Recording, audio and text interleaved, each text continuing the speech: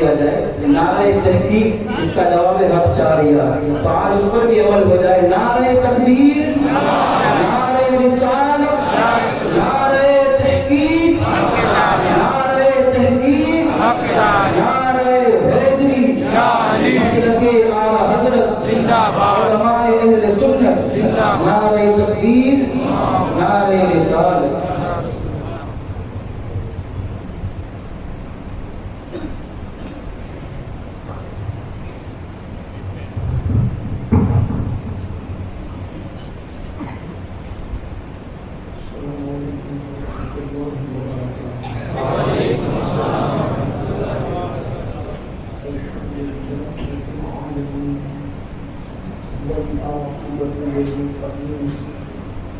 والصلاة والسلام على سيد الأنبياء والمرسلين وعلى آله وأصحابه الطيبين الطاهرين أما بعد وأعوذ بالله من الشيطان الرجيم بسم الله الرحمن الرحيم أولئك كتب في قلوبهم الإيمان وأيدهم بروح منه صدق الله العظيم واغفر ذنبي بسر السماء مددي الليل مددي كابر الإيمان مددي انتظار کرم تسکن عنی لا خدا خدا خدا کا مددی بغیر میں گلا استاد کشتی ضعیفانو شکستہ تو خشتی بحقی خواجہ عثمان ہارون مدد کن یا محمد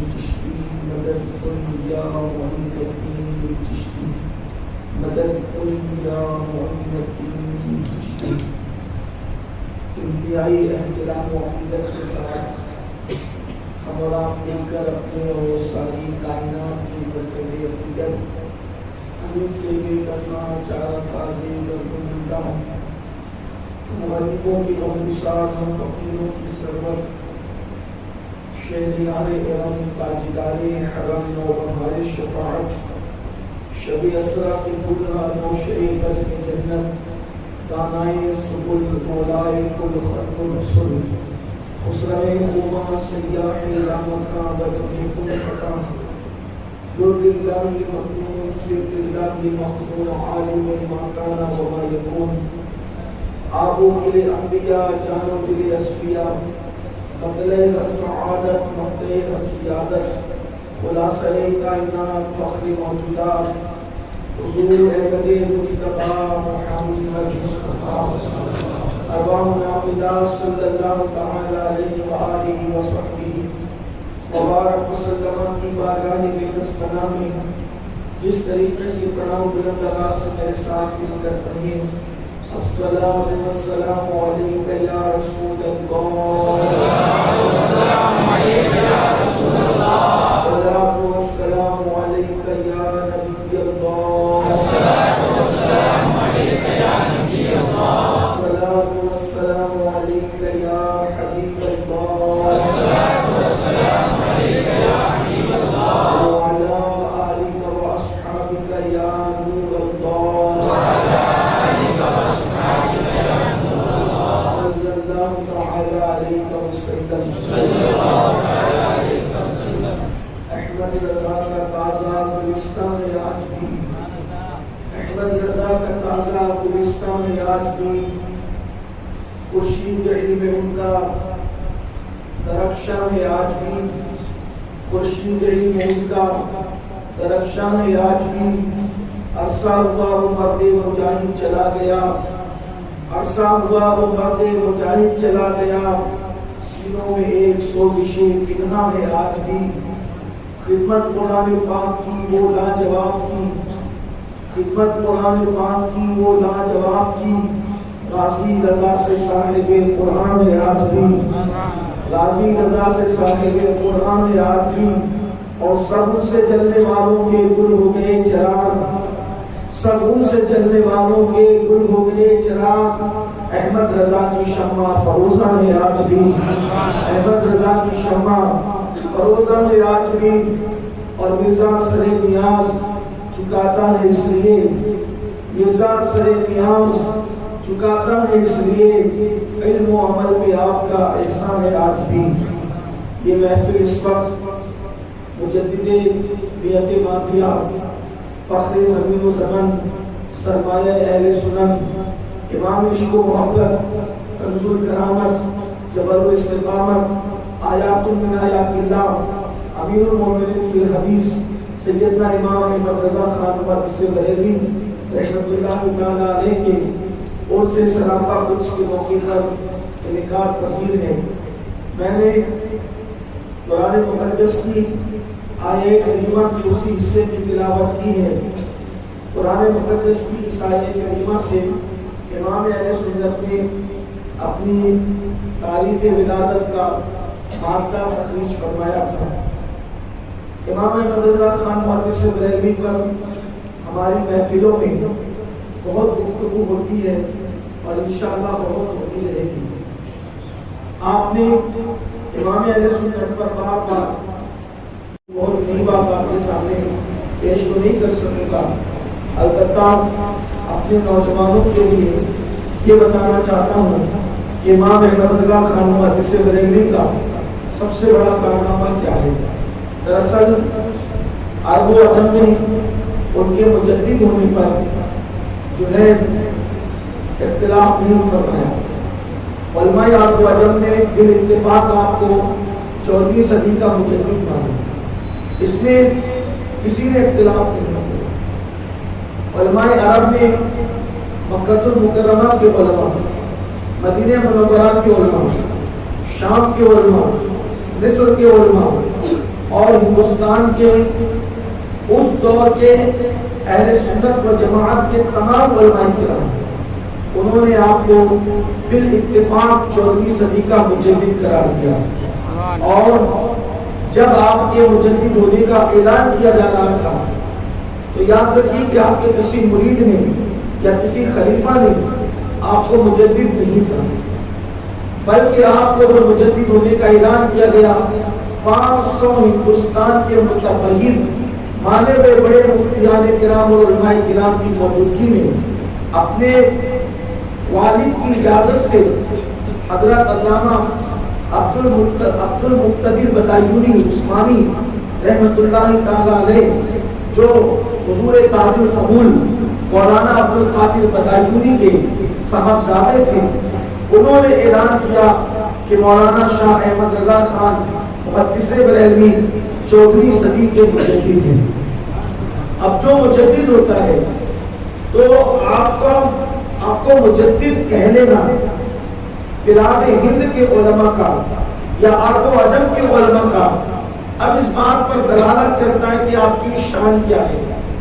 جو مجدد ہوتا ہے اسے حضرت مجدد الفسانی شیخ احمد سنجدی رحمۃ اللہ علیہ نے فرمایا کہ مجدد اپنے وقت کا قطب الارشاد ہوتا ہے۔ مجدد اپنے وقت کا قطب الارشاد ہوتا ہے، اور قطب الارشاد وہ ہوتا ہے کہ وہ ولایت کو اس مقام اور منزل پر فائز ہوتا ہے کہ علماء دور کے علم کے معاملے میں اس کی طرف رجوع کرتے ہیں، علماء اپنے دور کے علمی معاملات میں اس کی طرف رجوع کرتے ہیں، اور اولیاء روحانی ترقی کے لیے اس کی طرف رجوع کرتے ہیں۔ امام احمد رضا خان محدث بریلوی کو قطب الارشاد کسی چھوٹے موٹے آدمی نے نہیں کہا۔ مجدد قطب الارشاد ہوتا ہے، یہ مجدد الفسانی کے ملفوظات میں آپ کے مکتوبات میں ہیں۔ اب آپ کو قطب الارشاد کس نے کہا، یہ خاص بات ہے، اس لیے کہ آج ہمارے اہل سنت میں یہ بہت بڑا المیہ ہے کہ کوئی بھی چھوٹے موٹے لوگ کسی کو بھی بڑے بڑے القابات دیتے ہیں، اگرچہ وہ القابات کے معنی بھی نہیں سمجھتے ہیں لیکن دے دیتے ہیں۔ لیکن امام احمد رضا کو قطب الارشاد کا معاملہ جو آپ کسی نے بیان کیا وہ چھوٹی موٹی ہستی نہیں، وہ ہے کہ چونچے مقدسہ کی مسند کے سجادہ نشین شیخ المشائخ حضور سیدی سرکار علی حسین اشرفی میاں رحمۃ اللہ تعالی علیہ، اور اس روایت کو بیان کرنے والے ہیں حضور سیدی سید محمد محدث اعظم کے چوچوی رحمۃ اللہ علیہ، حضور محدث اعظم فرماتے ہیں کہ جمعہ کا دن تھا اور میں اپنے نانا حضور شیخ المشائخ ہم شبیہ غوث اعظم سرکار علی حسین اشرفی میاں رحمۃ اللہ علیہ کو وضو کرا رہا تھا۔ جب میں وضو کرا رہا تھا تو وضو کرتے کرتے اچانک آپ کی نگاہ آسمان کی طرف اٹھی اور آپ نے آسمان کی طرف نگاہ کی تو نگاہ آسمان کی طرف کرنے کے بعد آپ کی آنکھوں میں آنسو آ گئے۔ اس کی آنکھوں میں شیخ المشائخ ہم شبیہ غوث اعظم حضور سیدی سرکار علی حسین اشرفی میاں رحمۃ اللہ تعالی علیہ جو سرکار مختوم اشرف جہانگیر سمنانی کی بارگاہ کے اس دور کے سجادہ نشین تھے۔ جب حضور محدث اعظم نے اپنے نانا کی آنکھوں میں آنسو دیکھے تو پریشان ہوئے کہ کہیں کسی کیڑے نے یا کسی موذی جانور نے تو نہیں کاٹا۔ عرض گزار میں حضور آپ کی آنکھوں میں آنسو کیوں ہے، آپ کیوں رو رہے ہیں؟ تو حضور اشرفی میاں رحمۃ اللہ علیہ نے فرمایا صاحبزادے میں نے جب آسمان کی طرف نظر اٹھائی تو میری آنکھوں نے دیکھا کہ قطب الارشاد کا جنازہ فرشتے لے کر کے جا رہے ہیں۔ کس کا جنازہ لے جا رہے ہیں؟ قطب الارشاد کا جنازہ لے کر جا رہے ہیں۔ دن جمعہ کا تھا، سفر کی 25 تاریخ تھی اور بریلی شریف میں کیا ہو رہا ہے؟ واٹس ایپ کا دور تو تھا نہیں، یوٹیوب کا دور تو تھا نہیں، فیس بک کا دور تو تھا نہیں، اور سرکار اشرفی میاں وضو کرتے ہوئے کہہ رہے ہیں کہ قطب الارشاد کا جنازہ فرشتے لے کر کے جا رہے ہیں۔ تو میں نے پوچھا مطلب کیا؟ تو کہا بریلی میں مولانا احمد رضا دنیا سے تشریف لے گئے ہیں اور ان کا جنازہ فرشتے لے کر کے جا رہے ہیں۔ قطب الارشاد جو کہہ رہا ہے وہ کوئی معمولی انسان نہیں ہے، وہ سرکار علی حسین اشرفی میاں رحمۃ اللہ علیہ کی ذات ہے۔ تو اب آپ کا قطب الارشاد ہونے میں شک کیا ہے؟ اور جب وہ قطب الارشاد ہے تو قطب الارشاد کا مطلب یہ ہے حضرت مجدد الفسانی شیخ احمد سرہندی کے مطابق کہ علماء اس کی طرف رجوع کرتے ہیں اور اولیاء اللہ اس کی طرف روحانی ترقی کے حوالے سے احتیاج رکھتے ہیں۔ اب اس سے امام احمد رضا کی عظمت کا اندازہ لگاؤ کہ وہ صرف اپنے دور کے علم حدیث کے امام نہیں تھے، وہ اپنے دور کے علم فقہ کے امام نہیں تھے، وہ اپنے دور میں علم جفا کے سے امام نہیں تھے، بلکہ اپنے دور کے عظیم روحانی پیشوا بھی تھے، عظیم ولی بھی تھے، قطب الارشاد بھی تھے۔ لیکن آپ کی بہت ساری جو وہ عظمتیں ہیں، بزرگی ہے، آپ کا مقام ہے، آپ کا مرتبہ ہے، لیکن امام احمد رضا کا جو سب سے بڑا تجدیدی کارنامہ ہے وہ آپ کے سامنے پیش کرنا چاہتا ہوں۔ میں نے بطور امید تھوڑا سا وقت آپ کا لینا ہے، حالانکہ 2:30 پر شاید کوئی شریف کی بزم ہوگی، مجھے اس کا خیال رہے گا اور انشاءاللہ میں اپنی گفتگو کو اسی درمیان میں سمیٹنے کی کوشش کروں گا۔ امام احمد رضا مجدد ہے، مجدد کوئی نہ کوئی سبجیکٹ لے کر کے آتا ہے، مجدد کا اپنا کوئی سبجیکٹ ہوتا ہے، یعنی کہ ایسا نہیں ہوتا کہ مجدد کچھ بھی کرتا ہے، ایسا نہیں ہوتا۔ مجدد کا ایک سبجیکٹ ہوتا ہے، کبھی 2 ہوتے ہیں، اور اس کا جو سبجیکٹ ہوتا ہے اس دور کے چیلنج کے مطابق ہوتا ہے۔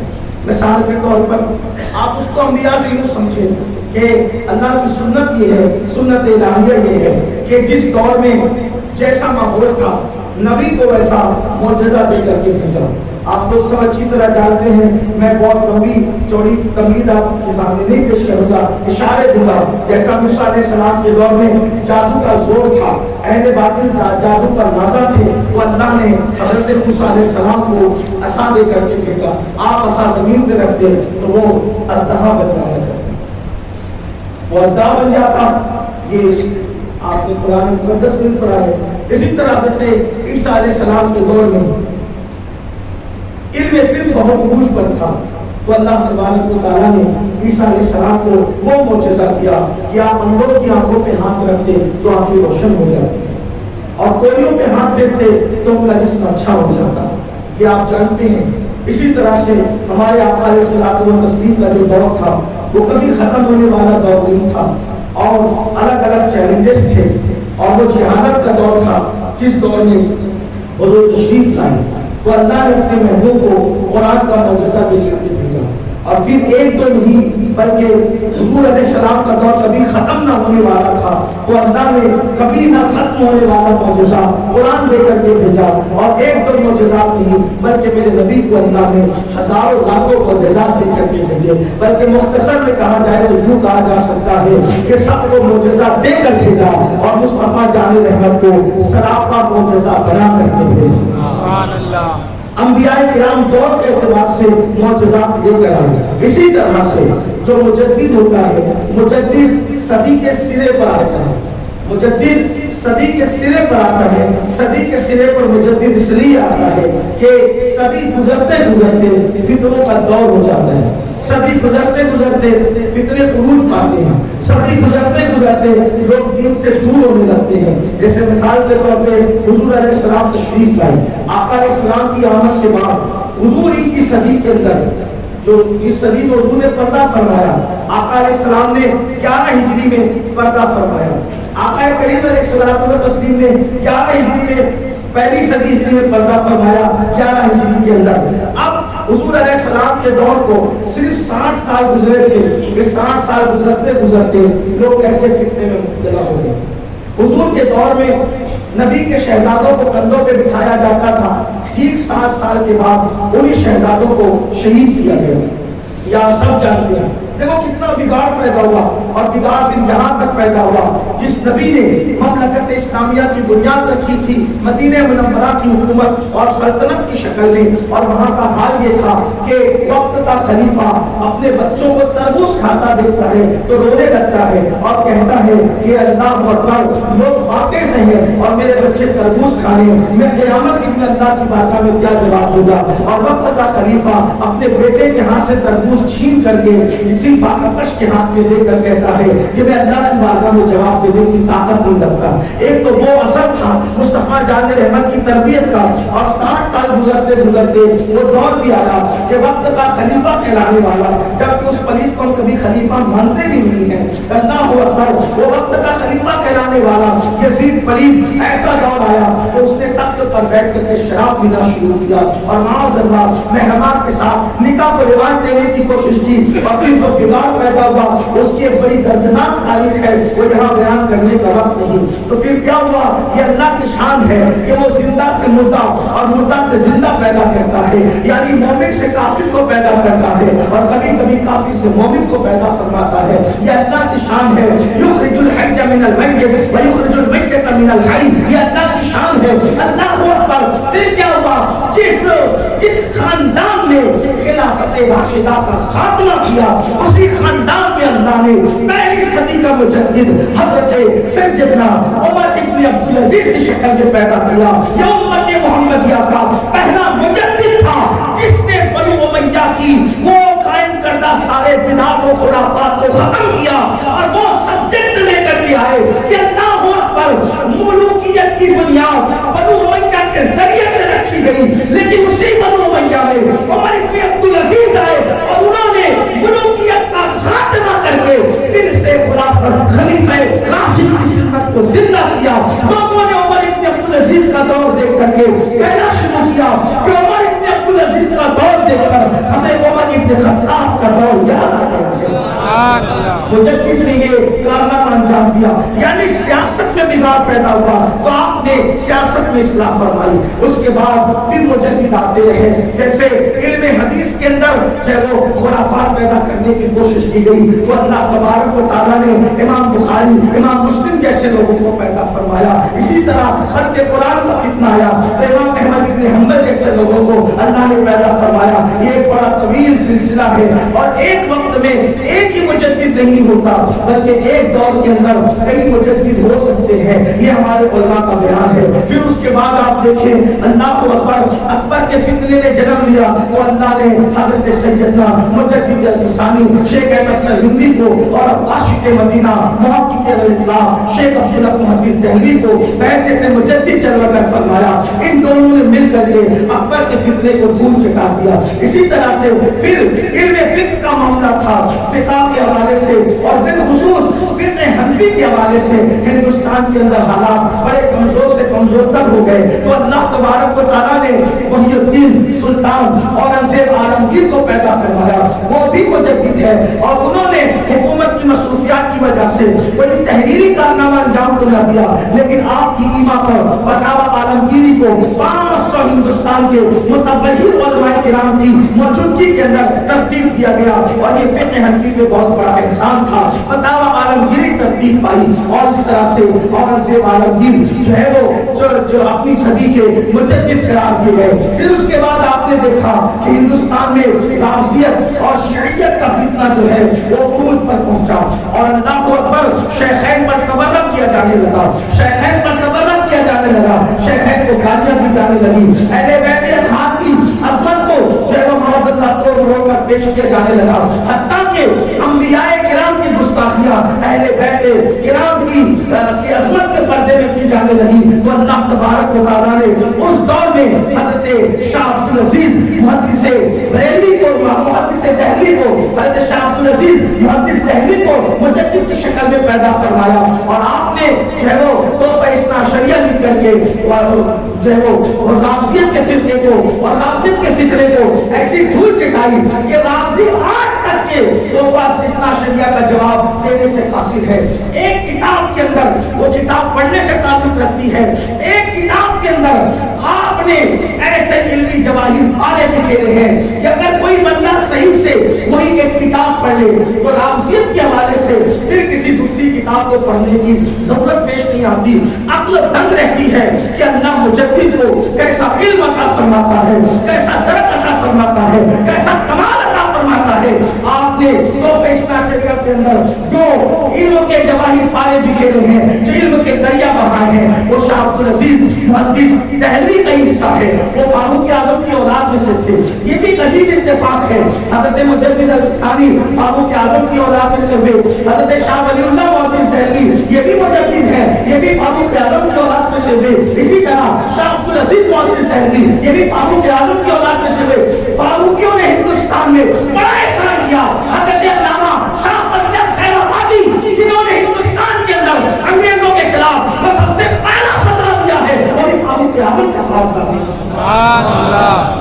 یہ فاروقیوں کا بھی بڑا خوبصورت دور ہے، بڑا حسین و جمیل دور ہے، لیکن 14ویں صدی کے آتے آتے اب حالات بڑے بگڑ چکے تھے، اس لیے کہ 1857 کا جو دور ہے ہندوستان کے اندر ایک انقلاب کا دور ہے، ایک ہنگامے کا دور ہے، کیونکہ انگریزوں کی حکومت اللہ اکبر 1857 کے اندر متزلزل ہو گئی تھی، کیونکہ علماء نے اللہ اکبر جو جہاد کی تحریک چلائی، علماء نے جو جہاد کی تحریک چلائی انگریزوں کے خلاف، انگریزوں کے پیر اکھڑ گئے۔ اگر کچھ لوگ غداری نہ کرتے تو انگریز کبھی بھی جم نہ سکتے تھے، لیکن کچھ لوگوں نے غداری کی، کچھ اپنے غدار ہو گئے، اسی طریقے سے کچھ لوگوں نے لالچ کی اور بعد میں انگریزوں کے پیر جم گئے۔ یہ 1857 کی تاریخ ہے، لیکن پھر کیا ہوا؟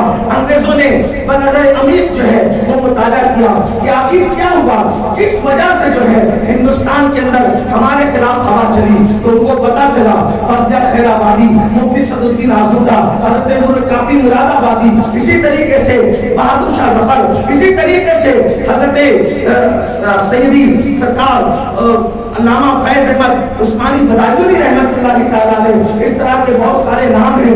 ان لوگوں کی تحریک کی وجہ سے، ان لوگوں کی انقلابی آواز کی وجہ سے جو ہے وہ انگریزوں کے قدم اکھڑ گئے، تو انہوں نے کہا مسلمان چونکہ یہاں کی اس زمانے کے اندر ہندوستان کے اندر بیدار اگر کوئی قوم تھی تو وہ قوم مسلم تھی۔ آپ لوگ، میں کوئی تاریخ کے یہ حوالے معاذ اللہ اپنے طور پہ نہیں پیش کر رہا ہوں، وجہ اس کی یہ ہے کہ حکومت تقریباً 100 سال تک کے مسلمانوں کے پاس تھی، انگریزوں نے حکومت کس سے چھینی تھی؟ مسلمانوں سے چھینی تھی۔ تو دوسری جو ہندوستان میں قومیں تھی، ہندو، سکھ، عیسائی، یہ ساری اقوام جو تھی ان کا خیال یہ تھا مسلمانوں کے پاس تھی ہم محکوم تھے، انگریزوں کے پاس چلی گئی تب بھی ہم محکوم ہیں، تو ان کو کوئی بہت زیادہ ٹینشن نہیں تھا۔ غم کس کو تھا؟ جس کے ہاتھ سے حکومت چھینی گئی تھی۔ غصہ کس کو تھا؟ جس کے ہاتھ سے حکومت چھینی گئی تھی، اس لیے کہ نعمت جس کے ہاتھ سے چھینی جائے احساس اس کو زیادہ ہوتا ہے، یہی حال تھا۔ تو پھر یہ ہوا مسلمانوں کے اندر جو غصہ تھا، جو غم تھا، ان لوگوں نے چاہا کہ انگریزوں کے قدموں کو یہاں سے اٹھا پھینکا جائے اور پھر اسلامی حکومت کا قیام کیا جائے۔ تو اسلامی حکومت کا قیام یہ کوئی جنگ جو ہے سیاسی جنگ تو نہ تھی، تھی یہ مذہبی جنگ تھی.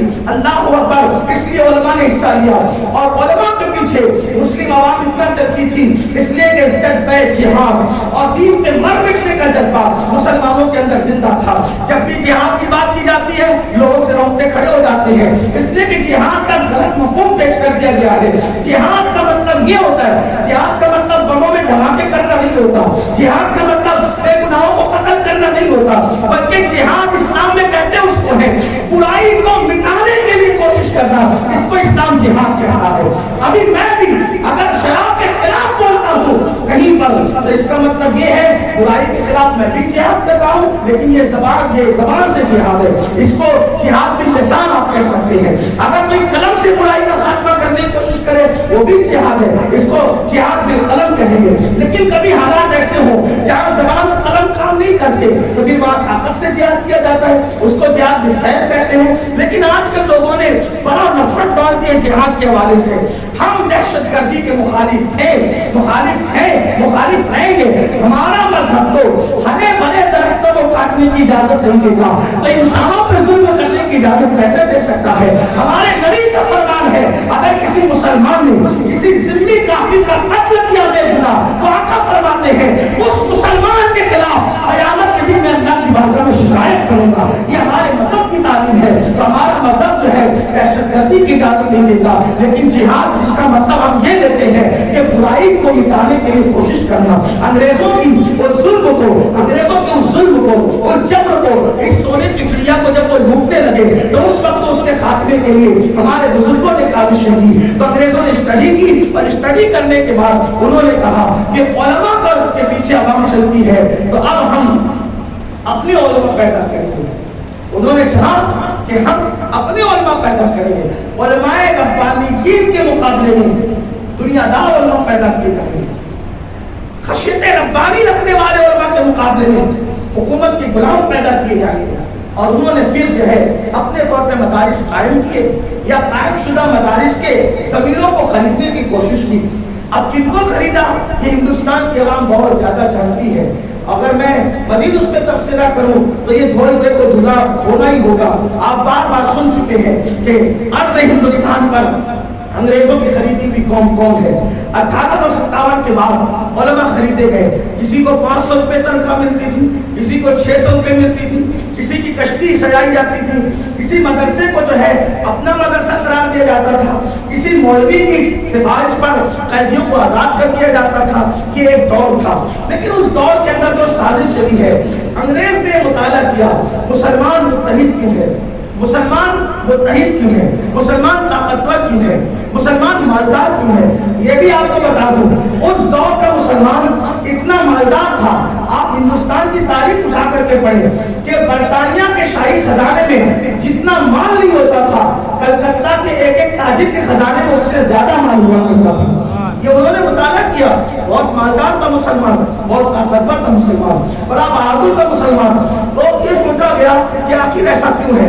بلکہ ایک مسلمان کی زندگی میں پیش کروں حضرت ٹیپو سلطان شہید, آپ کو حیرت ہوگی ایسا وہ ہندوستان کا بطل جلیل ہے, ایسا وہ ہندوستان کا شیر ہے, شیر ہندوستان. لوگ تو ہم لوگوں کو بھی شیر کہتے ہیں, ہمیں شرم آتی ہے کہ جو چگل چپکلی سے ڈرتے وہ کب سے شیر ہو گئے. یہ بھی ناظم حضرات کی جو وہ بڑے ظلم کے معاملات ہیں کہ کسی کو بھی شیر کہہ دیا جاتا ہے, کسی کو بھی فاتح کہہ دیا جاتا ہے. کوئی فاتح باتیں نہیں ہے بھائی, کوئی شیر میں نہیں ہے. لیکن تھوڑا سا احتیاط کیا کیجیے. آپ سے کہنا چاہتا ہوں وہ شیر ہے وہی ہندوستان کا شیر, شیر محسور حضرت ٹیپو سلطان شہید ہے. لیکن آپ کو حیرت ہوگی آج کا کارپوریٹر بھی یا غوث المدد کہنے میں شرماتا ہے. اگر وہ کارپوریٹر بن جائے, ایم ایل اے بن جائے تو اور بھی کما ہو جاتا ہے. لیکن آپ کو حیرت ہوگی شیر محسور حضرت ٹیپو سلطان شہید جو جسے اپنی تلوار پہ ناز تھا, جس نے اپنے تلوار کے زور پہ ہندوستان کی حفاظت کی, سونے کی چڑیا کے پر کٹنے سے محفوظ رکھے, اس نے اپنی تلوار پہ نہیں رکھا تھا. یا شیخ عبدالقادر جیلانی شیخ اللہ, وہ ایسا عقیدت مند تھا جس کی تلوار پر غوث پاک کا نام ہوگا. سبحان اللہ, سبحان اللہ, یا رسول اللہ, آج مدد.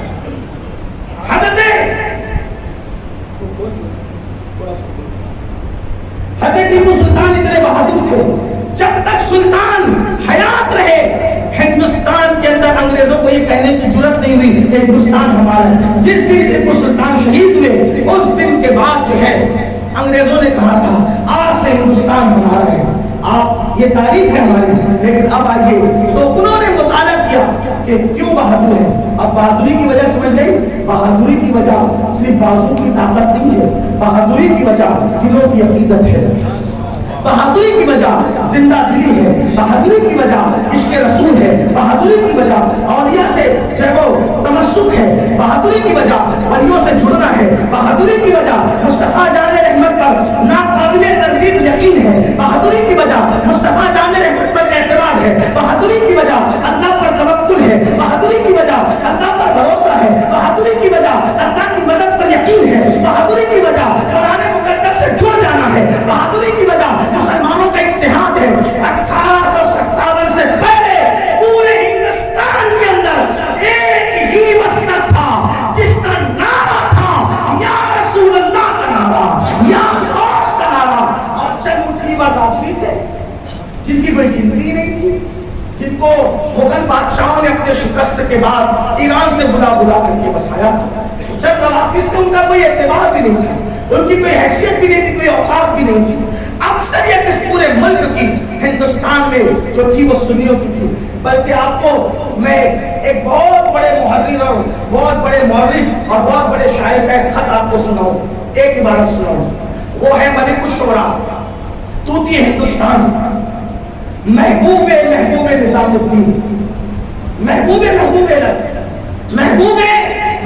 ڈائی, حضرت محبوب ڈائی کا محبوب جنہیں دنیا حضرت امیر خسرو کہتے ہیں.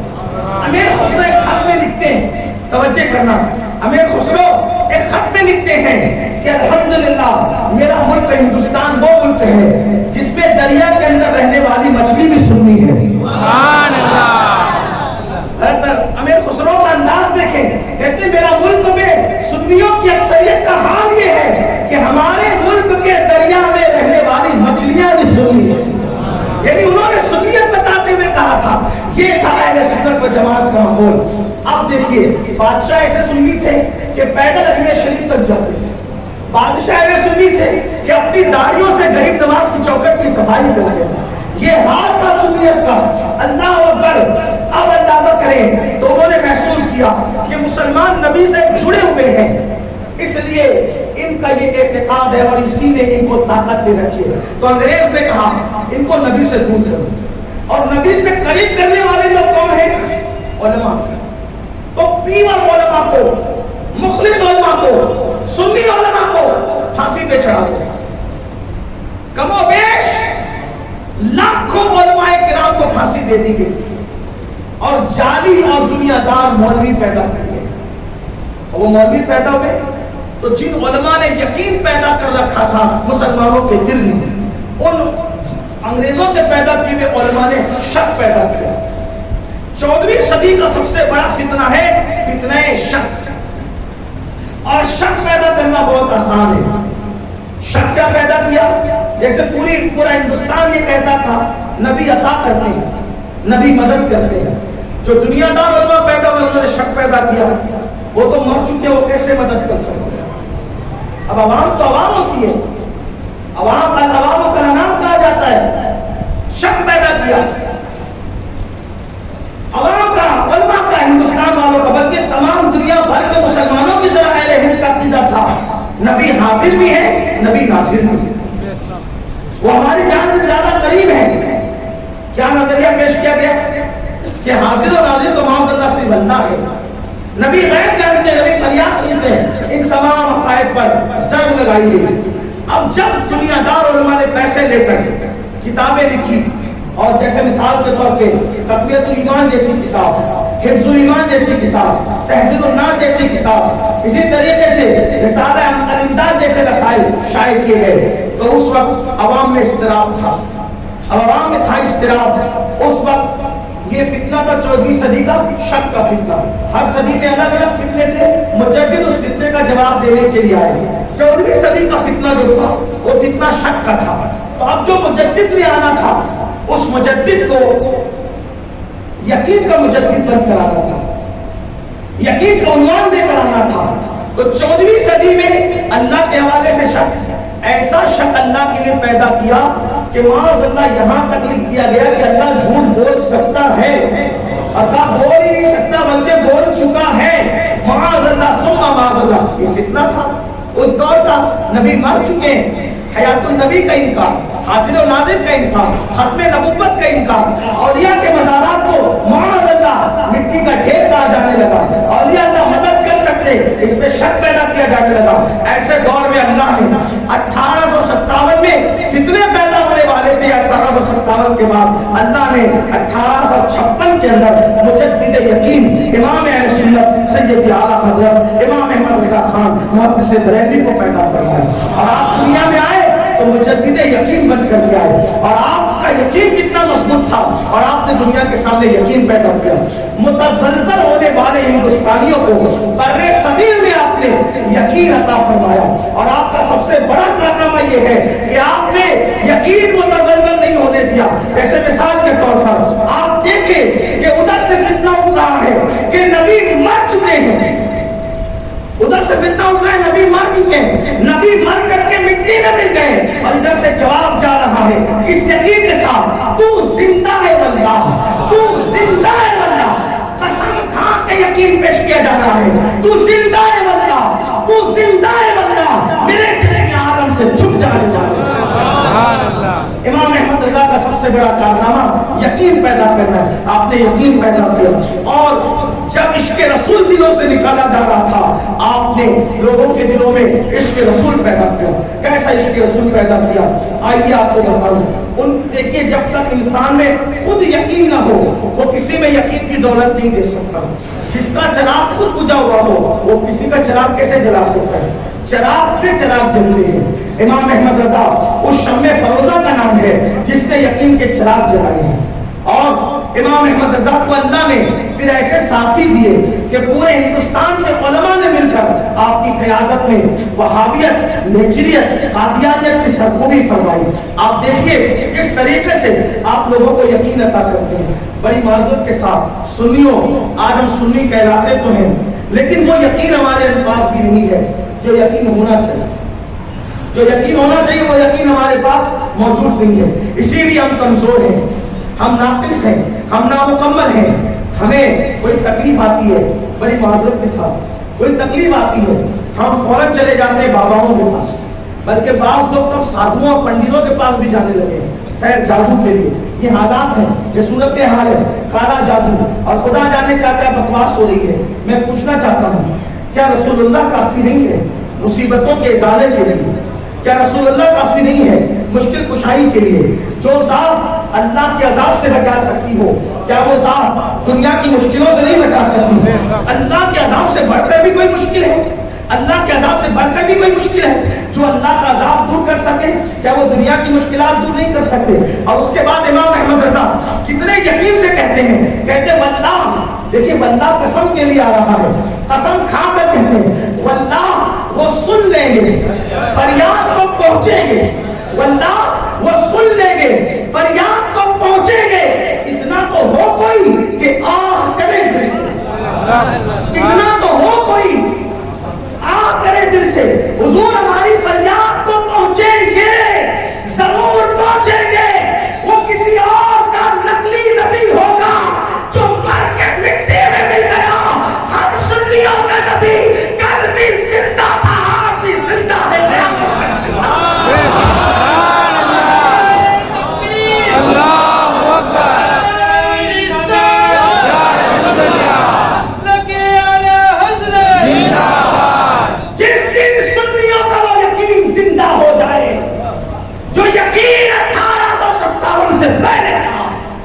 اسی لیے تو بریلی سے آج بھی آواز آ رہی ہے، یہ آواز آ رہی ہے کہ جہاں میں عام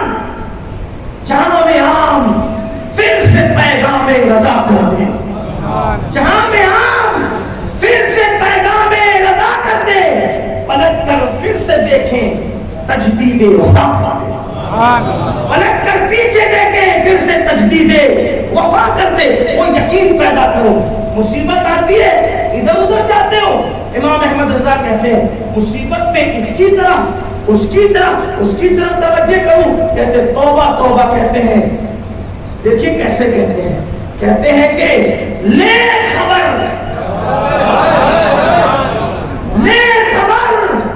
جلد کہ غیروں کی طرف دھیان گیا.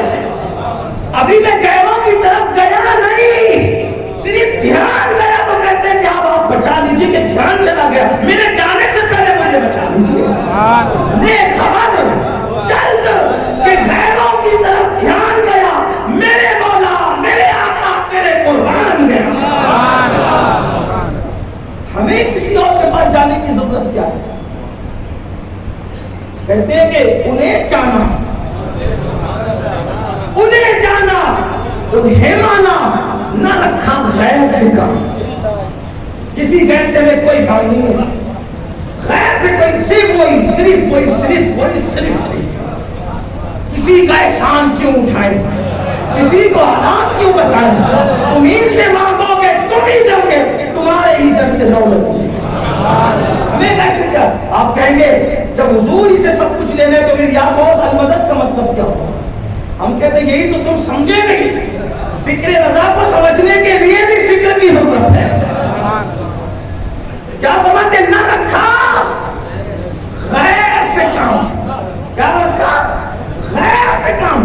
تو غوث غیر تھوڑی ہے، غوث پاک تو گھر والے ہیں، تو گھر والوں سے تعلق بھی انہی سے تعلق ہے. آپ کہیں گے جو گھر والے نہیں جو در والے ہو گئے، ہم کہتے ہیں وہ بھی غیر نہیں ہے، وہ بھی در والے ہیں. تو یا تو ہم گھر والوں سے جڑے ہیں یا تو ہم در والوں سے جڑے. وہ غیر تھوڑی ہے. حضور سے رابطہ مضبوط کرو، مانگو تو صحیح، دل سے پکارو. جو قبر میں آ سکتا ہے تھپکیاں دینے کے لیے مرنے کے بعد، کیا وہ گھر میں نہیں آ سکتا؟ بلانے والے کا یقین چاہیے، بلانے والے کا یقین چاہیے. واللہ وہ سن لیں گے، فریاد کو پہنچیں گے. مدد کی بات نہیں کی، خود پہنچنے کی بات. فریاد کو پہنچیں گے فریاد کو. مگر شرط کیا ہے؟ اتنا تو ہو کوئی آہ کرے دل سے. اور وہ کیسے مدد مانگتے تھے آپ کو بتاؤ. ایک مرتبہ کا واقعہ، امام احمد رضا محدث بریلوی کے پاس مدینہ طیبہ سے خط آیا. کیا آیا؟ ایسا لگتا ہے کہ آپ کی توجہ شاید مدت میں کی اور ہے، ذہنی طور پہ کوئی غیر حاضر تو نہیں ہے. آپ کو ایسا تو نہیں لگ رہا کہ میں کچھ جو آپ کے وہ سر کے اوپر کی بات کر رہا ہوں؟ بات میری سمجھ میں تو آ رہی ہے. امام احمد رضا کے پاس کیا آیا؟ بولو بھائی، خط آیا. اور خط اس لیے آیا کہ مدینہ منورہ میں ایک سید صاحب رہتے تھے جو بہت بڑے عالم تھے. انہوں نے خط لکھا کہ مولانا میں بہت پریشان ہوں، مجھے 50 روپے کی ضرورت ہے. اس دور میں 50 روپے بہت ہوتے. اور یہ بھی ایک بات آپ کو بتاؤں، اعلیٰ حضرت کوئی غریب آدمی نہیں تھے، جاگیردار گھرانے سے تعلق تھا. ان کا خاندان کیا تھا؟ جاگیردارانہ نظام سے ان کو جاگیر ملی تھی، ان کے پورے خاندان کو، اور بڑی زمینیں جائیداد تھی ان کے پاس. اس جائیداد کو انہوں نے اس طرح سے استعمال کیا تھا، کتاب قلم گھر کا خرچہ، اور اس کے ساتھ مدینہ منورہ کے سادات. اجمیر معلیٰ میں بعض سادات اور بزرگوں سے متعلقین تھے جن کو وہ سمجھتے تھے کہ ان کو ضرورت ہے، وہاں تک وہ علماء اور سادات تک ہر مہینے وظیفہ پہنچاتے ہیں. شاید آپ کی زندگی کا یہ گوشہ چھپ گیا ہے. ہر مہینے نظر جاتی تھی.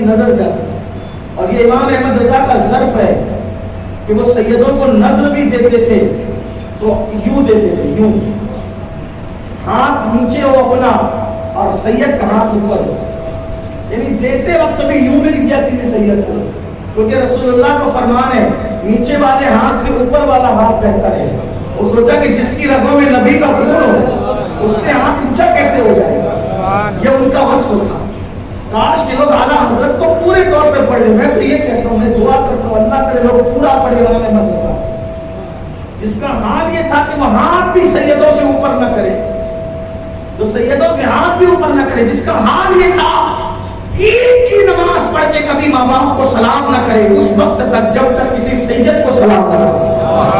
عید کی نماز کے بعد پہلے سلام سید کو، پہلے مبارکباد سید کو، اس کے بعد ماں باپ کو.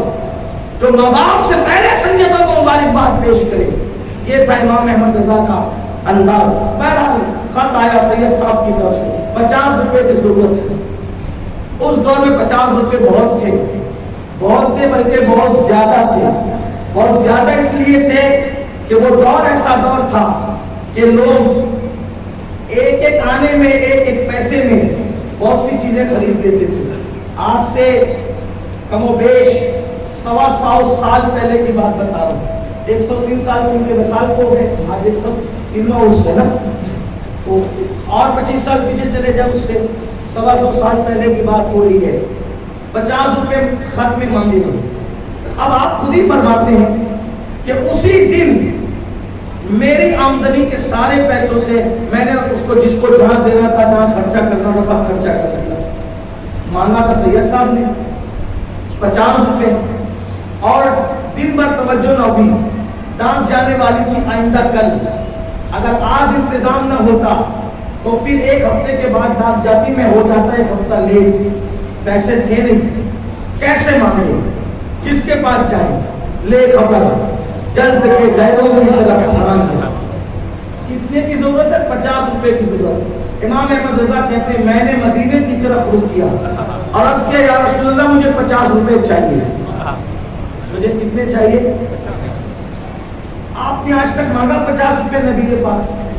100 مانگے، 500 مانگے. اس لیے کہ آپ پر بھی وہابیت کا اثر ہے کہیں نہ کہیں، سنی ہو کر بھی، کہ اتنا پروپیگنڈا کیا گیا نبی سے مانگنے کا کہ آپ کو ڈر لگنے لگا نبی سے مانگنے سے. اور اگر کہیں مانگتے بھی ہیں تو دل میں کھٹکھٹا رہتا ہے کہیں شرک تو نہیں ہو رہا ہے. کھٹکھٹا لگا رہتا ہے ملے گا کہ نہیں ملے گا. یہ حالات ہیں، میں عوام کے حالات کہہ رہا ہوں. آپ برا نہیں مانے کیونکہ میں لوگوں کے درمیان رہتا ہوں، مجھے پتا ہے. یوٹیوب پر بیٹھ کر کے جو بکواسے کرتے تھے کوئی یہ نبی سے مانگتے کیا اللہ نہیں دے سکتا.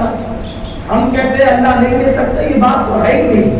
ہم تو یہ کہتے ہیں کہ رسول اللہ نے فرمایا واللہ یعطی انما انا قاسم، اللہ عطا کرتا میں تقسیم کرتا ہوں.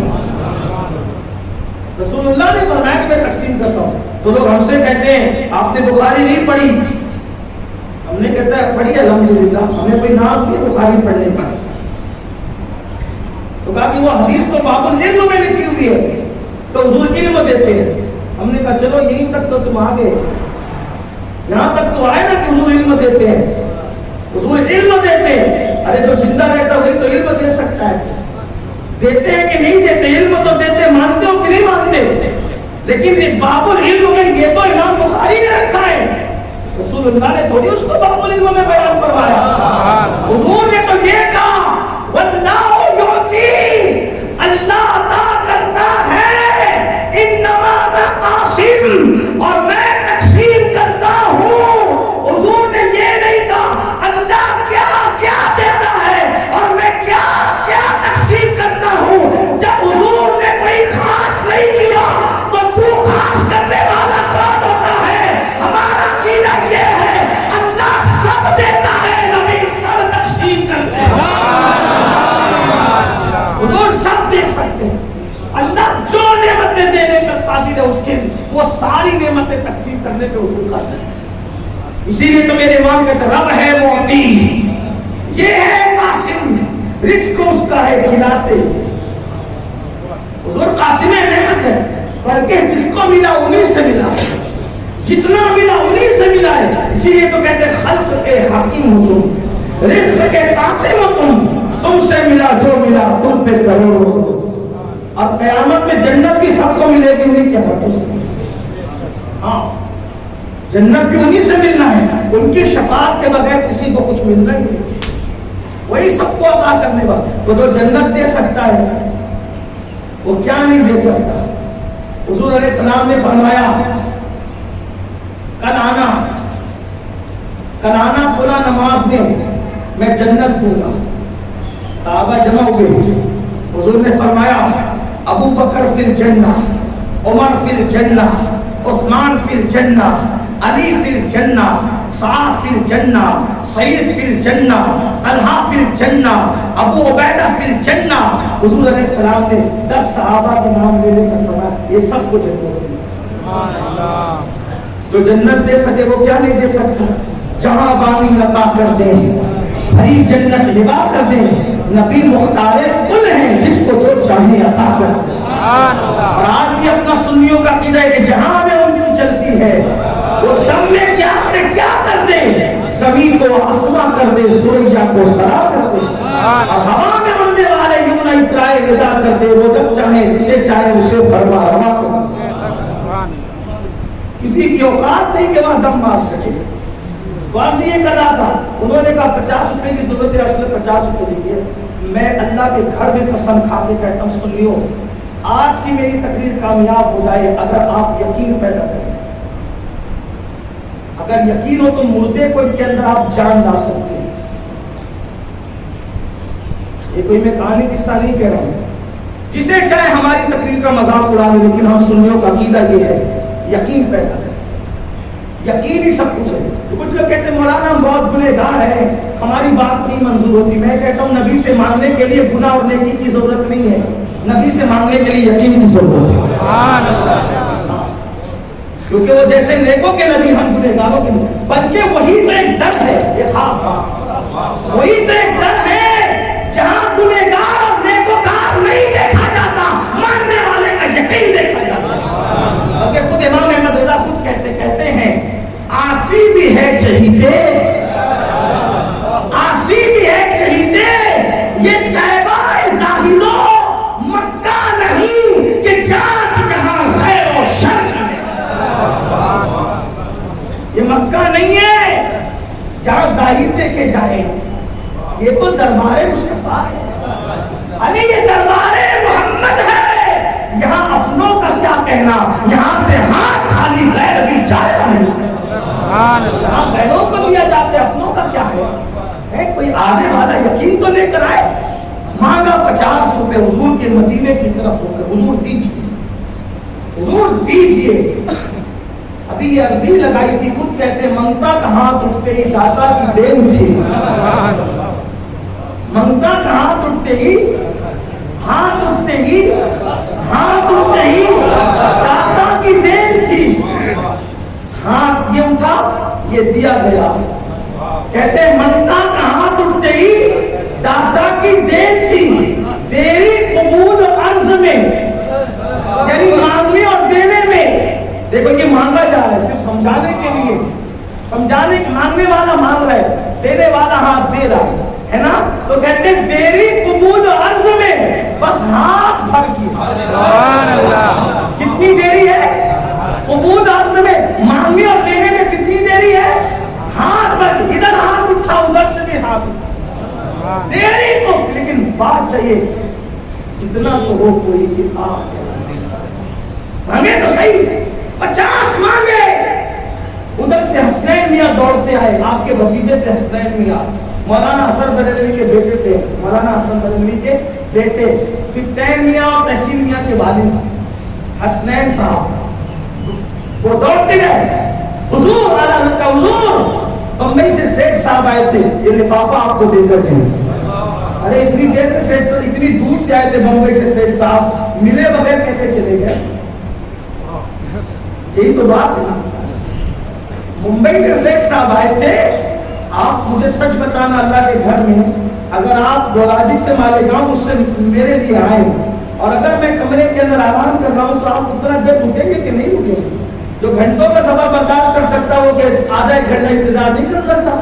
حسنین کیا کہتے ہیں کہ وہ بمبئی سے صاحب کے لفافہ نہ دے گئے، ملے نہیں، دے گئے. کہتے میں نے لفافہ کھولا، مانگا تھا 50، نکلے 51 روپے. کتنے مانگے تھے؟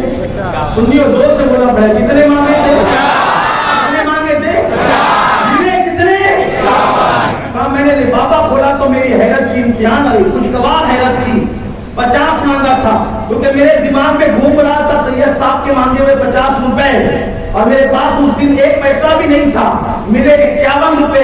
تب مجھے یاد آیا بندے تو نے 50 تو مانگے تھے بھیجنے کے لیے، لیکن تو بھول گیا تھا کہ 50 روپے لفافے डालना पड़ेंगे, डाक टिकट भी लगाना पड़ेगा, उसका तो तुम मांगना भूल गया था।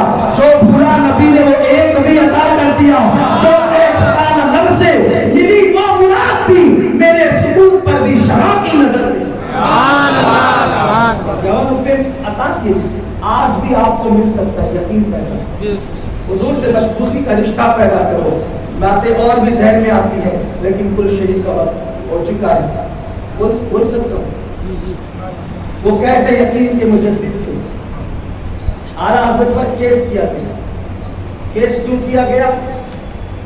गड़ा हुआ मुर्दा निकालना मेरी आदत थी, इसलिए कि जिन्होंने किया वो भी हमारे सरों के साथ, जिस पे किया गया वो भी सर पे। आप इस पे नाराज ना होइएगा, इसलिए कि मेरी आदत है मैं सुन्नियों के साथ सिर्फ शीरनी खाने में शरीक होता हूँ। लड़ने की बात आती है कि तुम मिल जाओ या तो आप ही जाके लड़ो, हमारे अंदर इतनी ताकत नहीं है। हमारी सारी ताकतें हम खत्म कर चुके हैं सुन्नियों से लड़ने वाली। हमारे अंदर अब एक ही ताकत है, नबी के दुश्मनों से लड़ेंगे, सुन्नियों से नहीं लड़ेंगे। चाहे वो हमें गाली देंगे तो शौक से दो। हाँ, इसलिए मैं भी आपसे कहता हूँ सुन्नियों के साथ उतना ही रहना जितना मोहब्बत करें। जब वो आस्तीन चला लड़ने के लिए तो कभी नहीं, हम लड़ने नहीं आते, आप लड़े। गौस पाक की बिरयानी खाकर जो ताकत आई है उसको सुन्नियों पे नहीं आजमाएंगे। गरीब नवाज की जो छट्टी खा करके ताकत आई है उसको सुन्नियों पे नहीं आजमाएंगे। अगर ये ताकत का इस्तेमाल होगा तो दीन के काम के लिए होगा या तो गुस्ताखान रसूल से लड़ने के लिए होगा। कोई गुस्ताख आकर तो देखे तो छठी का दूध याद का दिला दे तो फिर कहना। हाँ, हम नरम और सुलह कुल्ली सुन्नी नहीं है। वो ऐसा कहते हैं उनको एक मर्तबा आईने में मुंह देखना चाहिए। हाँ, हम अपनी तकरीर सुनने की लोगों को दावत नहीं देते, लेकिन अगर हमारी सुन्नियत देखना है तो यूट्यूब की तकरीरें जरा उठा करके देखो। हमने छठी का दूध याद दिलाया है और हमारा मस्तक चाहे वो कहला नब्तू कहला, कभी ऐसा कभी वैसा मजमा देखकर बदलने वाला नहीं है। हमारा मस्तक ये है, दुश्मन अहमद पे शिद्दत कीजिए, मुल्हिदों से क्या मुरब्बत कीजिए, गैस में जल जाए बेदीनों के दिल, या रसूल अल्लाह की कसरत कीजिए। नारे रिसालत या रसूल अल्लाह के आला हजरत। अल्हम्दुलिल्लाह, हम वो सुन्नी हैं कि जीते जी भी सुन्नियत पर हैं और मरने के बाद भी हमारे की आकाओं की नजर हम पर इतनी मजबूत है कि जिंदा है तो भी या रसूल अल्लाह कहेंगे और मरेंगे तो भी बगदाद और अजमेर का फैज ऐसे आम होगा कि मैं वो सुन्नी हूँ। अमीर कादिर बनने के बाद मेरा नासा भी कहेगा अस्सलातु वस्सलाम।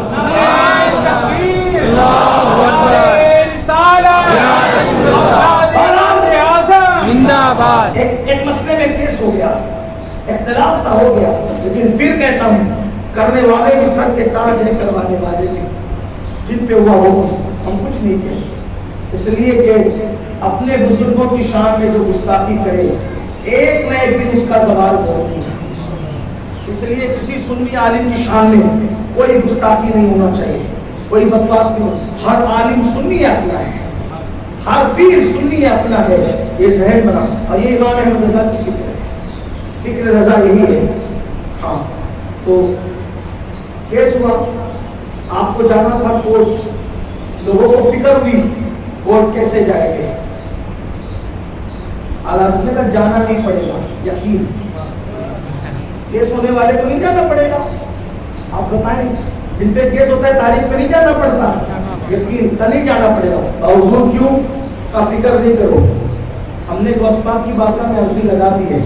सुभान अल्लाह। और अर्जी लगाई कैसे लगाई पता है? अल्लामा खैर है गौस वो तीखा तेरा, मर जभी चैन से सोता नहीं मारा तेरा। ये कलाम जो है ना उन्होंने अर्जी लगाई गौसपाक की बात में। सुबह हुई तो कहा हजरत चलिए कहानी पहुंच जाओ तो देखो क्या हालात है। जब वहां गए तो सामने वाले लोग ही नहीं आए।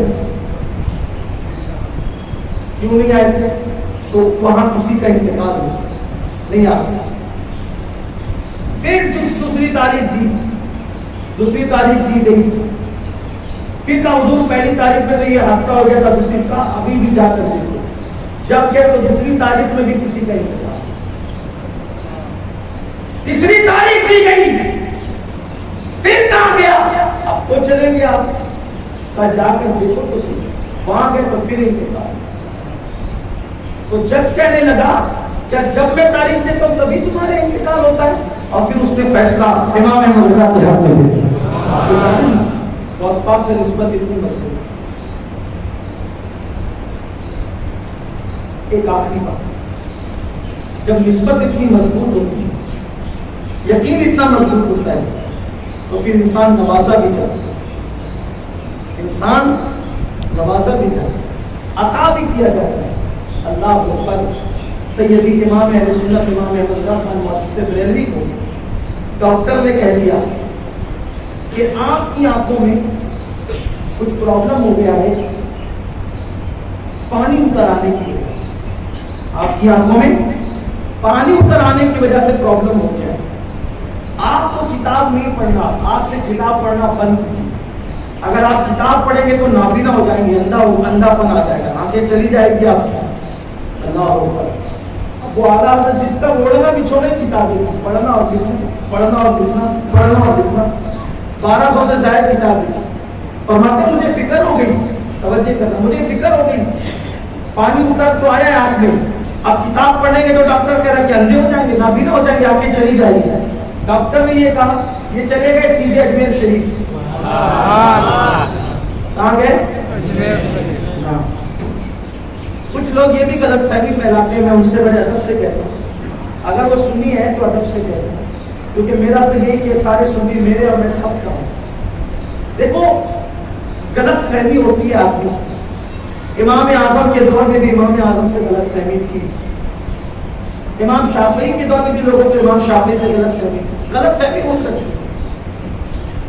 اسی طرح کچھ ہمارے سنی بھائیوں کو کچھ غلط فہمی اعلیٰ حضرت سے ہے.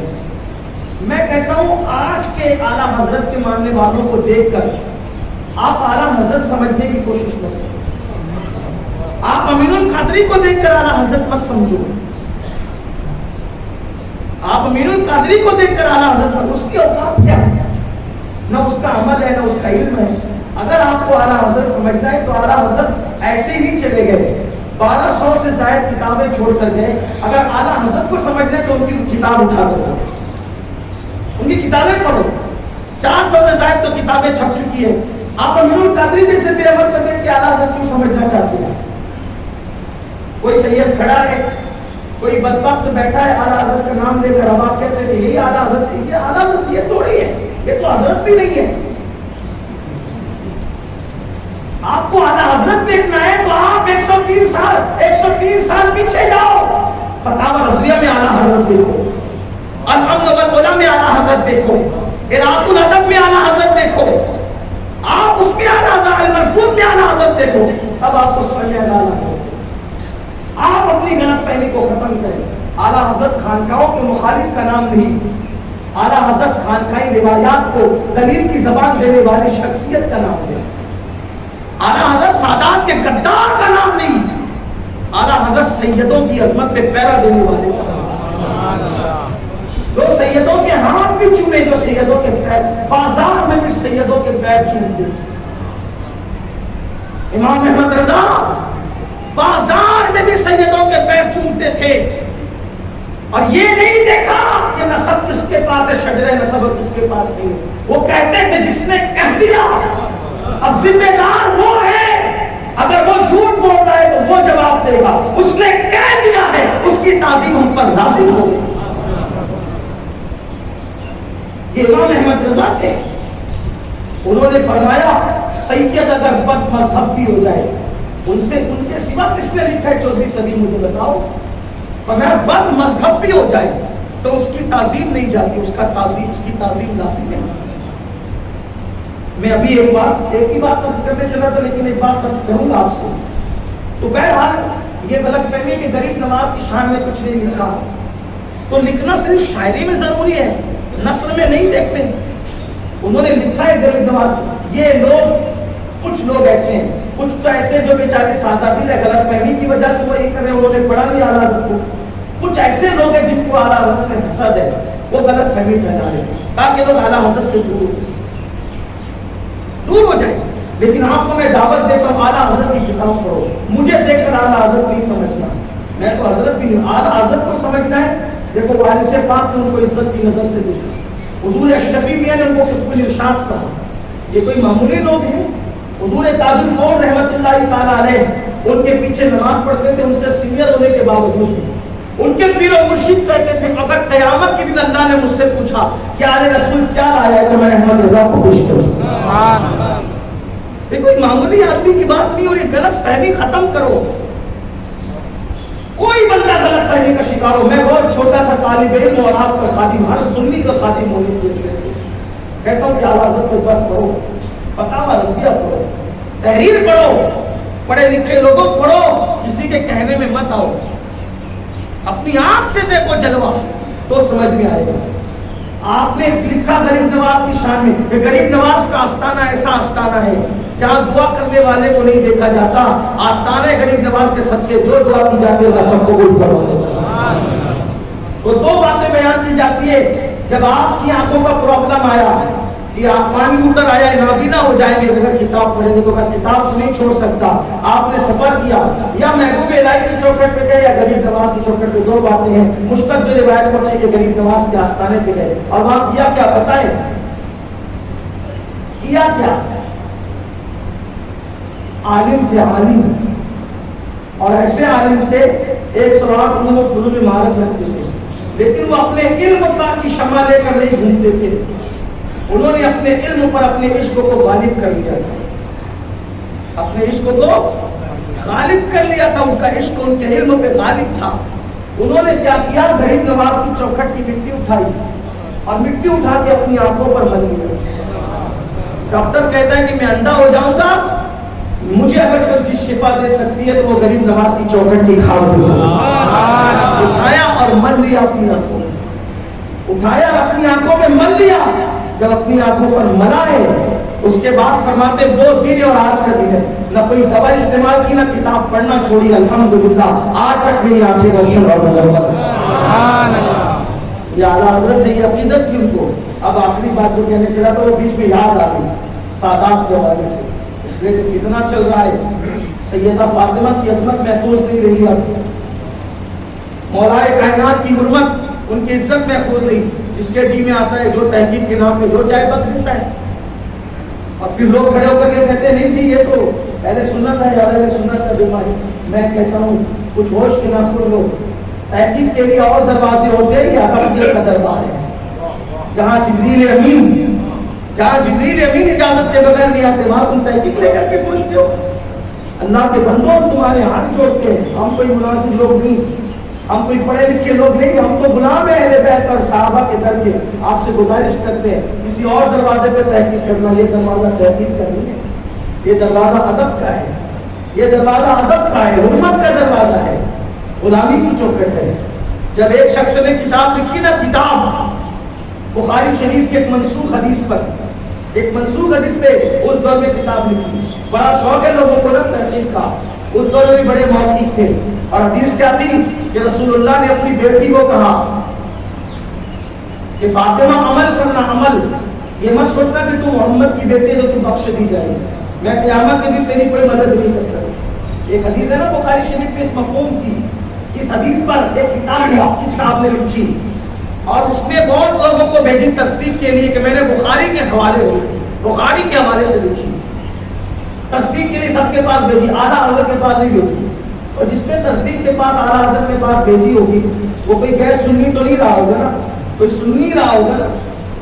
بھیجا تصدیق کے لیے اعلیٰ حضرت کے پاس. اعلیٰ حضرت نے اس کی تصدیق تو رکھ دی ایک کنارے. آپ نے اس کے جواب میں کتاب لکھی, قراءۃ الادب, اس کا نام ہے فاضل النسب. اعلیٰ حضرت نے قراءۃ الادب نام کی کتاب لکھی, اس کے جواب میں تصدیق نہیں کی, اور پھر اس کتاب کے ایسے پرچے اڑائے, فرمائے منسوخ حدیث ہے, منسوخ کو دلیل بناتا ہے. اور پھر لکھا کہ میرے نبی کے نسب کی فضیلت کیا ہے. فرمایا قیامت کے دن سیدہ فاطمہ ہی نہیں, نبی کے گھر کا بچہ جائے گا, اور کسی کا نسب کام نہیں آئے گا. میرے نبی نے فرمایا الا نسبی و سببی, رسول اللہ کا نسب کام ہے. اور اس پر آپ نے جو جوائی پارے لکھے ہیں پھر اس کی شان ہی کچھ اور ہے. میں لوگوں کو یہ کہتا ہوں پڑھو. تو جو بات کہنے چلا تھا, کچھ لوگ یہ بھی کہتے ہیں ارے وہ تو ایک مولانا تھے, مولانا اس سے زیادہ وہ کچھ. میں بتانا چاہتا ہوں وہ صرف مولانا نہیں تھے, آپ پڑھو ان کو.